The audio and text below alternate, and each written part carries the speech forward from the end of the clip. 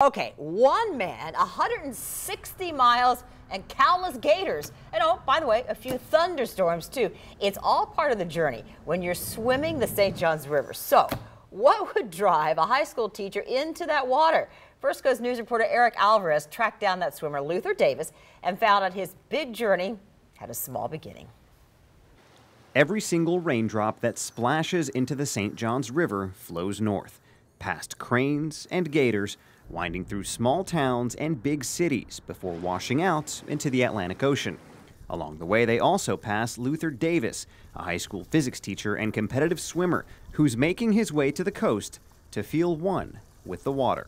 All in an effort to follow the path that a raindrop takes when it lands in my backyard. His backyard is in Sanford, just north of Orlando, and that means his raindrop race requires a 164-mile swim over 8 days.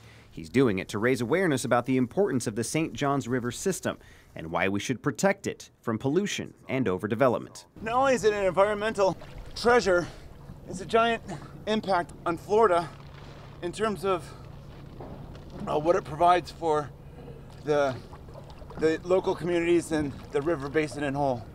Now, he's not doing it alone. He's got friends and family following along on boats, making sure he stays safe. We just had a mama gator back there, and she was watching her crew. While spotters watch for dangerous animals, others make sure Davis gets enough food and rest. We make his meals. We give him a hand and make sure Luther makes it. We're his cheering section. One of his biggest fans is his daughter, Abigail. And I think it's going to be something that he'll remember for his entire life, and he'll be happy that he accomplished it. To get to the coast, he has to keep his eyes forward, but every now and then on the skies, as thunderstorms could strike at any moment. We were a little bit worried about the weather that just came through. After a quick break to fuel up and talk to curious boaters, he finds motivation from the kids in his class. And part of the reason I do this is because I'm also trying to inspire my students. Maybe they can inspire others. He says future generations hold the key to protecting this waterway, so he's setting an example 1 mile at a time, feeling at home among the raindrops. Eric Alvarez, First Coast News, on your side. Now that is one good teacher.